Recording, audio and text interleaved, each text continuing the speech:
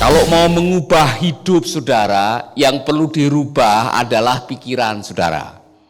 Karena hidup saudara ditentukan oleh apa yang Anda pikirkan. Nah, ini contoh yang paling bagus adalah kisah burung Raja Wali yang menitipkan telurnya di sarang ayam hutan. Saya yakin sebagian sudah mendengar kisah ini, ya kan? Jadi entah bagaimana burung Raja Wali ini, dia bertelur di sarangnya ayam hutan. Nah, tentunya ayam hutan tidak menyadari kalau ada telur-telur yang lain, sehingga pada waktu telur ayam hutan ini menetas, ada satu yang agak sedikit lebih besar daripada yang lain. Nah, teman-teman atau saudara angkatnya itu pasti akan memperlakukan anak ayam hutan, anak Raja Wali itu seperti anak ayam hutan, makan seperti ayam hutan, bermain seperti ayam hutan, berpikir seperti ayam hutan. Jadi anak Raja Wali ini akhirnya pikir dirinya, saya ayam hutan. Jadi satu kali mereka lagi bermain di luar dan tiba-tiba kutuk, kalau orang Jawa bilang, anak Raja Wali ini mendongak ke atas dan lihat ada burung yang gagah perkasa, dan dia bilang sama saudara-saudara angkatnya, satu kali saya pengen terbang seperti burung itu. Saudara-saudara angkatnya bilang, kau mimpi kau, kita ini ayam hutan, paling tinggi 2 meter. Ya kan, ayam hutan tidak bisa terbang tinggi, saudara. Paling tinggi 2 meter, jangan pernah bermimpi untuk bisa terbang tinggi. Itu namanya Raja Wali, kamu anak ayam hutan. Nah, dia ngambek. Dia lapor sama mama angkatnya bahwa saya pengen terbang seperti ayam hutan, tapi mereka bilang katanya kita tidak bisa terbang setinggi itu. Mamanya juga karena tidak tahu, ya kan? Masih kutuk, masih sama, hampir mirip-mirip, bilang, iya nak, kamu anak ayam hutan, jangan pikir tinggi-tinggi. Ya kan? Kamu hanyalah ayam hutan. Akhirnya saudara-saudara, sampai masa tuanya, burung ini tidak pernah terbang, padahal dia anak Raja Wali. Tapi karena dia terlanjur percaya kamu anak ayam hutan, dia tidak pernah terbang setinggi Raja Wali. Padahal dia adalah Raja Wali. Mengapa itu bisa terjadi? Oleh karena kita terlanjur percaya apa yang saya sebut dengan true lies. Waspadai apa yang namanya kebohongan yang dianggap benar dalam hidup saudara. Kita semua punya, saya punya dan saudara punya.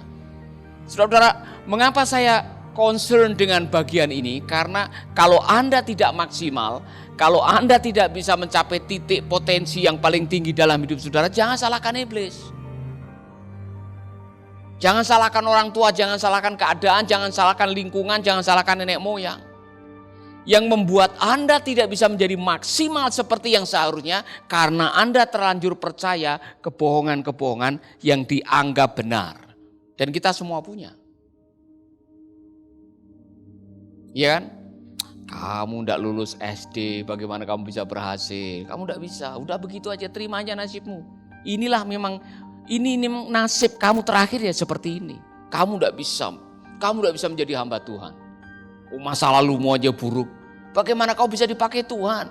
Hidupmu dulu pernah hancur lebur, misalkan aja. Dan saudara percaya, dan akhirnya saudara tidak bisa menjadi maksimal seperti yang seharusnya. Nah saudara, selidik punya selidik, asal usulnya dari mana banyak orang tidak bisa menjadi maksimal karena terlanjur percaya kepada kebohongan tadi. Saya mau kembali kepada apa yang saya bahas kemarin. Mengapa iblis begitu getol menyelewengkan kebenaran, membengkokkan kebenaran sehingga Anda mempercayai kebohongan? Karena iblis terancam.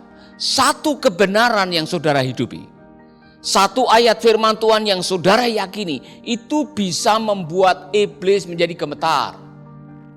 Kepentingan iblis hanya satu, dia ingin berkuasa di bumi ini. Dia sempat dijuluki menjadi ilah zaman ini. Dan satu-satunya cara untuk dia bisa merebut kekuasaan menjadi ilah zaman ini adalah menjatuhkan manusia yang lahir dengan DNA ilahi menurut gambar dan teladan Allah. Saudara-saudara, iblis gagal di surga melakukan kudeta, saudara tahu ya. Dan pada waktu dia dicampakkan ke dalam dunia, niatnya belum berubah. Dia masih ingin berkuasa di atas bumi ini. Tetapi dia gigit jari ketika Allah memberikan dominion, kekuasaan di dalam bumi ini diberikan kepada manusia. Hendaklah manusia berkuasa atas bumi. Iblis gigit jari. Maka satu-satunya cara untuk dia bisa berkuasa adalah menipu manusia. Kalau kamu makan buah ini, justru kamu akan jadi seperti Allah. Yang sebetulnya manusia memang sudah diciptakan seperti Allah. Karena manusia diciptakan menurut gambar dan teladannya. Tapi karena terlanjur percaya dan tidak meyakini kebenaran, pada akhirnya manusia tidak bisa maksimal. Dan hilanglah yang namanya dominion, hilanglah apa yang namanya berkuasa, itu hilang oleh karena tipuan ini. Dan saudara-saudara, bisnisnya iblis masih sama sampai hari ini. Saya mau mengingatkan ini kepada saudara-saudara, saya sudah menghidupi apa yang saya khotbahkan ini. Jadi begini, ada penabur, ada yang menabur di semak-semak, ada yang menabur di atas batu, ada yang menabur di jalan. Semua taburan itu ada halangannya. Ini contoh, yang jatuh di jalan burung makan. Jadi iblis selalu akan mencuri kebenaran yang saudara dengar, karena kebenaran itu membahayakan dia, karena dia adalah bapak kebohongan. Jadi yang jatuh di semak-semak dijepit, ya kan? Tumbuh sebentar kemudian dijepit dengan kekhawatiran sehingga firman ini tidak bisa bertumbuh. Iblis selalu akan menghalangi supaya firman tidak bisa bertumbuh di dalam hati saudara. Nah, saudara tahu bahwa pada mulanya adalah firman. Firman itu bersama-sama dengan, dan firman itu adalah Allah. Dan firman itu tinggal di dalam diri saudara waktu kita percaya kepada Tuhan. Dan apabila kamu tinggal di dalam aku dan firmanku tinggal di dalam kamu, minta apa saja.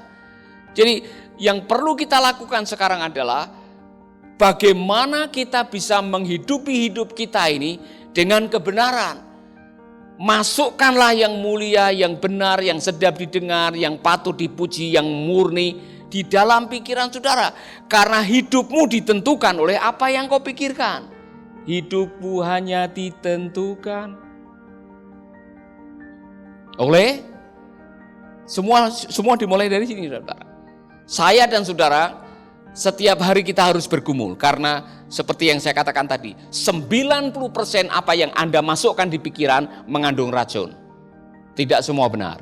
Anda harus memfilter apa yang boleh saya dengar, apa yang tidak boleh saya dengar, dan apa yang tidak perlu harus saudara dengar. Ya kan?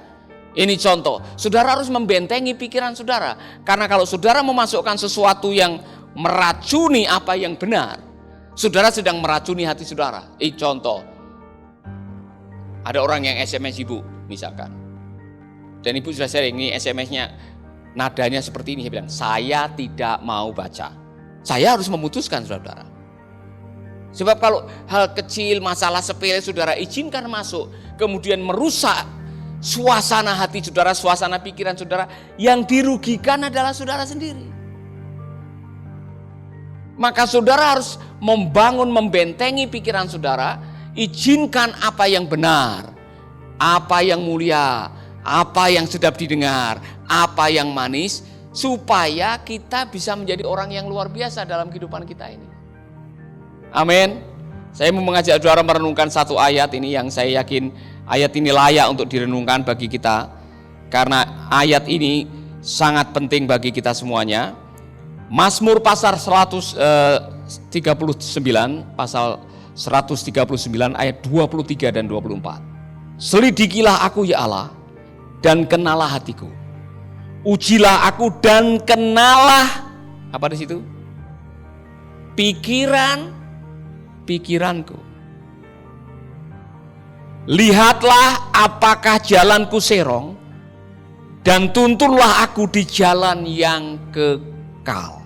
Salah satu tugas kita setiap malam, perhatikan baik-baik, setiap malam sebelum saudara tidur, izinkan Roh Kudus menyelidiki hati saudara. Dan izinkanlah Roh Allah menyelidiki, mengenali pikiran-pikiran Anda. Kenalah pikiran-pikiranku. Karena pikiran menentukan segalanya dalam hidupmu. Jangan sampai damai sejahtera yang Tuhan berikan bisa hilang gara-gara hoak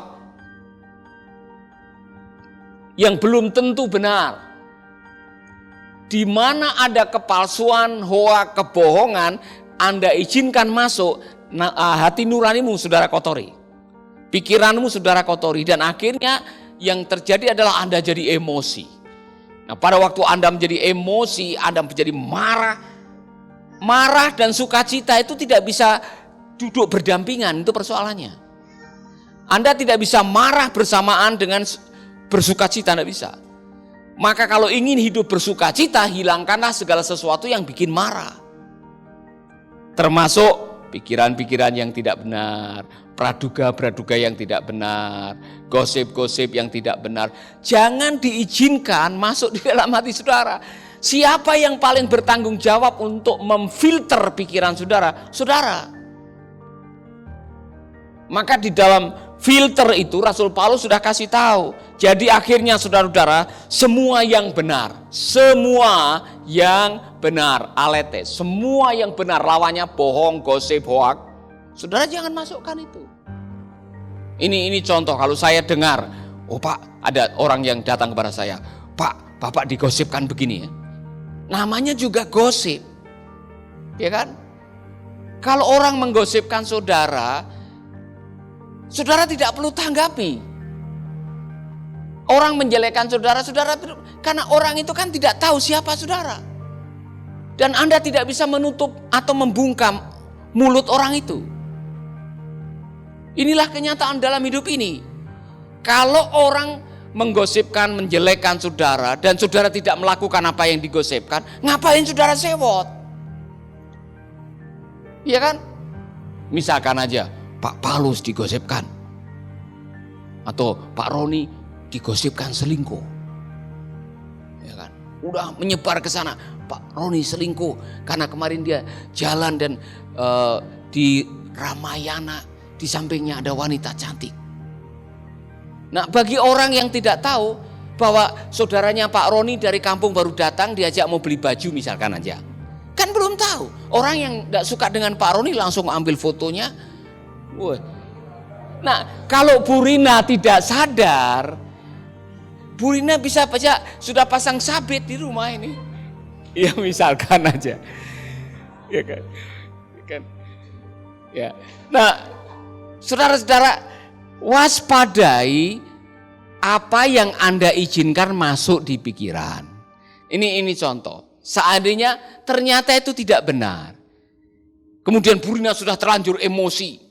Ya, kemudian suaminya dicelurit misalkan aja. Kan sayang. Ya kan, dia sudah rugi, kemudian harus bayar ongkos rumah sakit.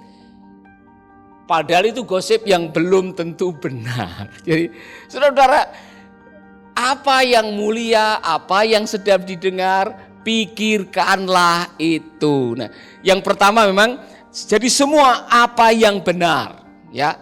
Yang kedua, apa yang mulia, di dalam bahasa aslinya Nobel. Nobel itu apa yang layak menerima penghargaan atau layak dihargai. Hadiah Nobel, gitu kan? Jadi, saudara-saudara, yang layak Anda pikirkan adalah semua yang mendatangkan penghargaan. Pikirkanlah itu. Segala sesuatu yang layak untuk mendapatkan penghargaan. Sesuatu yang baik, sesuatu yang kita bisa memberikan penghormatan. Pikirkanlah itu. Saudara-saudara, apa yang mulia dan apa yang adil, di dalam bahasa lain dibilang just. Ada yang bilang what is right, apa yang benar, apa yang adil, apa yang dikatakan benar. Pikirkanlah itu. Apa yang suci, what is holy, apa yang murni. Maksudnya ini contoh, saudara. Apa yang suci, pikirkanlah. Karena saya pakai istilah ini karena kalau pikiran kita ngeres, pikirannya yang ngeres-ngeres, porno dan sebagainya, kemudian saudara jatuh dalam zina, jangan salahin iblis. Karena tidak ada orang zina yang tiba-tiba kemudian tidak sengaja, wah saya tidak sengaja, saya lagi jalan-jalan. Tiba-tiba kok saya bisa berzina dengan dia, saya tidak sengaja. Tidak ada orang zina, ya semua zina dimulai dari pikiran. Maka Tuhan Yesus mengatakan kalau ada laki-laki melihat istri orang, kemudian timbul nafsu birahinya, dia sudah berzina dalam pikiran. Semua kelakuan Anda minta restu pikiran. Iya kan? Jadi kemudian, oh Pak, saya tidak sengaja, itu betul-betul saya seperti diguna-guna. Iya kan? Jadi saudara-saudara yang kalau jatuh dalam dosa kemudian nyalain iblis, nyalain guna-guna, nyalain setan, Anda mau lari dari tanggung jawab. Anda tidak akan pernah bertumbuh, Anda tidak akan pernah merasa bertanggung jawab atas perilaku saudara. Jadi kalau saudara jatuh dalam dosa kemudian nyalain orang, Anda tidak akan berubah. Satu-satunya cara untuk Anda berubah dari pembaharuan akal budimu. Jangan suruh orang lain yang berubah dan menerima kenyataan, kita yang harus berubah. Amin.